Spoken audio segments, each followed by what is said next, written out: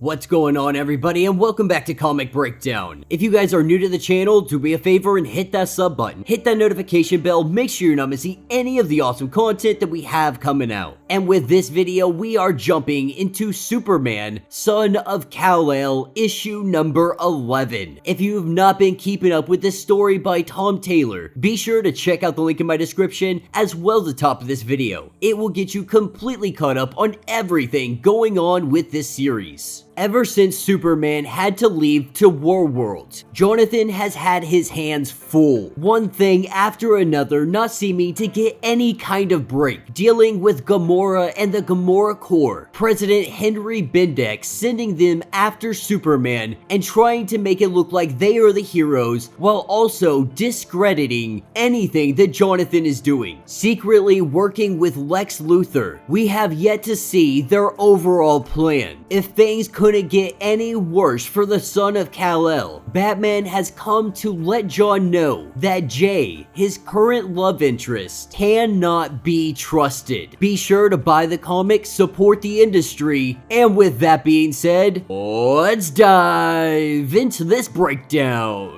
Alright gang, so as we dive into issue number 11, we are picking up with the conversation between Superboy and Batman. And if Jonathan is being completely honest with himself, this conversation is super intimidating. This is Bruce Wayne. This is Batman. But he finds the strength to let Batman know that he is wrong. Or at least Jonathan believes that Batman is wrong. Batman lets Jonathan know that he is connected to the revolutionaries. These guys are violent extremists. That he is being young, he is being emotional, and from what he's observed, he really is too trusting of individuals. Jonathan immediately goes on the defensive. He yells, he defends Jay, but deep down inside, this is Batman, and he knows that. The world's greatest detective, and if Batman is coming to you with this kind of information, it does make you question, do I really know Jay? And so as Superboy flies out of the room, this is where we see good old Mr. Kent, and he wants to have a conversation with Batman, having a little bit of small talk, but really cutting to the chase. He lets Batman know that him and Alfred, they actually used to have very long conversations on a weekly basis, being the family members, the parents, whatever you want to call it, to superpowered individuals or superheroes. These are the people that you could talk to, the ones that understood everything that you are going through. And he tells him this to let Batman know that Alfred, he never stood in your way, though he thought you were making bad decisions on many occasions. I mean, you dated Selena Kyle and Talia al Ghul. You haven't made the best decisions when it comes to relationships either. And so sometimes you gotta let people make mistakes. And you have to trust that Jonathan is gonna know what to do, that he will come to you if he needs the help. But these are trials and errors that he has to do. Batman firmly believing that if a Superman makes mistakes, that means people die. He is the most powerful individual currently on this planet, and he believes that John needs to start acting like it. And the way Mr. Kent goes about saying this is saying, even if you are right, Batman, let Jonathan fix it. Let him figure this out on his own. Batman believing that he sees the good in everybody, or at least he tries to find that good in everybody, and that might be his very downfall. Mr. Kent, on the other hand, he believes that it's exactly what Superman should be. That is exactly what he should represent. And if Jay truly is hiding something, if he is the person you say he is, John will figure this out. It may crush him, but he will find it. And this is when Jonathan, he heads over to Nightwing, proving only more and more that Nightwing is the perfect individual to really lead everything after the death of the Justice League. But helping Nightwing clean up these arsonists very quickly, he has come to have a conversation about Batman. Because while he didn't want to say it to Batman's face, He thinks that Batman might be right. If the world's greatest detective came to you with this information, you can't just ignore it. But he is here to ask Nightwing, what do I do with this information? Because if it is true, then a lot of people could be in danger. And while Nightwing has done very extensive research into everything the Truth Organization is, he hasn't found any discrepancies that would put up some red flags. Jonathan thinking maybe that he has to investigate the situation. That's what Batman would do. Jonathan, though, he already knows what he has to do. He just has to go have a conversation with Jay, ask him straightforward what is going on. Nightwing letting him know that that's a pretty good idea, you should go try that. Moments later, we pick up with Jay and John. Without any kind of small talk, he jumps right into it. And he's asking if Jay is associated with any kind of global terrorist network or organization, and he knows exactly what Superboy is talking about. He is talking about the revolutionaries, believing that this explains why Batman has been so cold-shouldered to him. He goes on to say that they are not what Batman imagines them to be. Throwing us into the past, we get a little bit of information about Gamora and their experimentations. This was Jay's escape from this facility, being able to make a run for it. The revolutionaries are the ones that truly rescued them. They have been rescuing people from Gamora this entire time. Some of the members of the revolutionaries, they are also superpowered individuals. While they don't necessarily see themselves as heroes, they're really more of anti-heroes. Individuals like Avery and Wink, but Jay does admit that from time to time they have killed individuals. These are guys that don't hold back, but in Jay's eyes they have saved his life and countless others. He does try to justify that they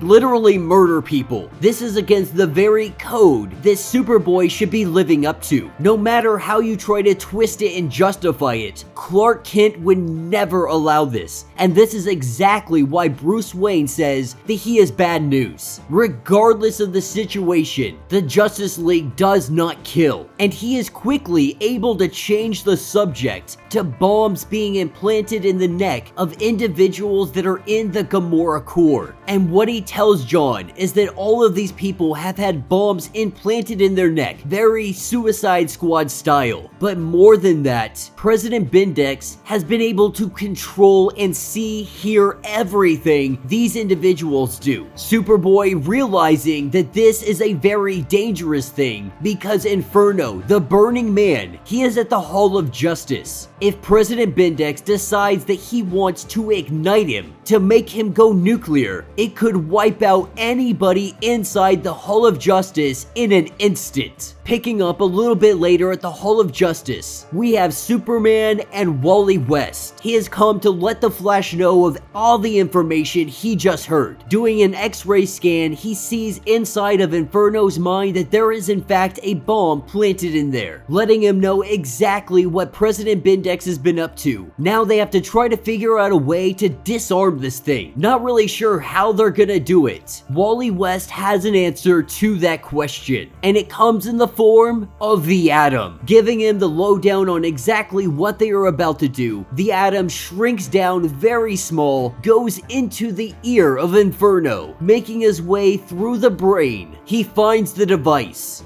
trying and disarming this thing. It sends an alert back to Gamora. President Bendix is informed of exactly what is happening, telling his men to get ready to take absolute control. Get ready to terminate his mind.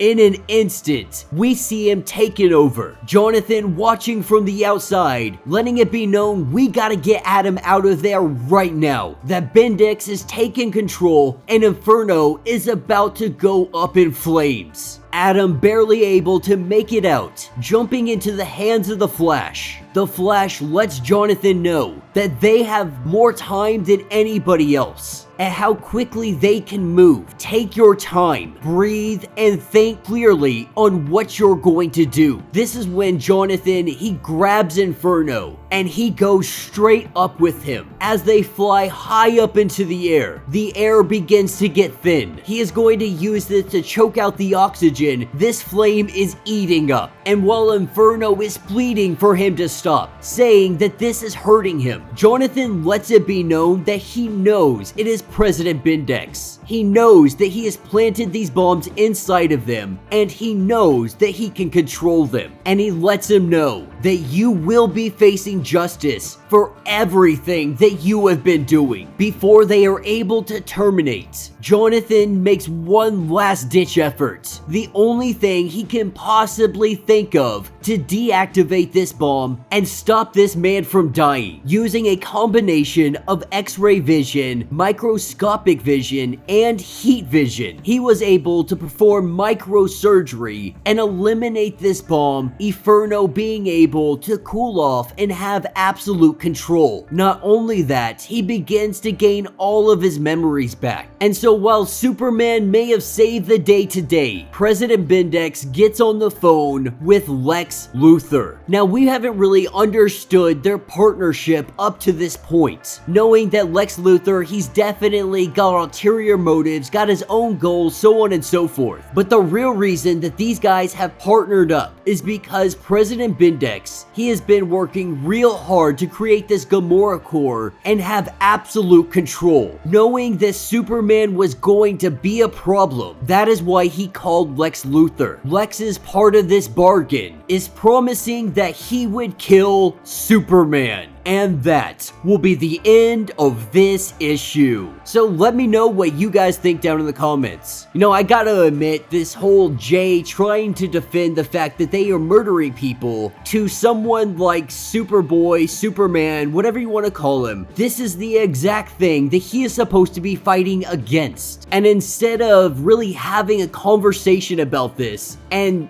Jonathan telling him that he's wrong, Jay does a good misdirect and deflects this into a different headway, changing the conversation completely. We have to assume that they are going to bring this up later on, but I do think that there is more to this story than Jay is leading on, and I don't see how this relationship can continue on if Jay can justify the actions of people murdering other individuals and saying it is okay just because they're bad guys. This is everything that Jonathan does not and should not represent. But let me know your thoughts, let me know your theories. If you would like to support the channel, you can always do so by hitting the super thanks button. This button will let you donate directly to the channel, and every little bit helps us out. If you can't do that, do me a favor, hit that sub button, hit that notification bell, make sure you like this video, and until the next breakdown.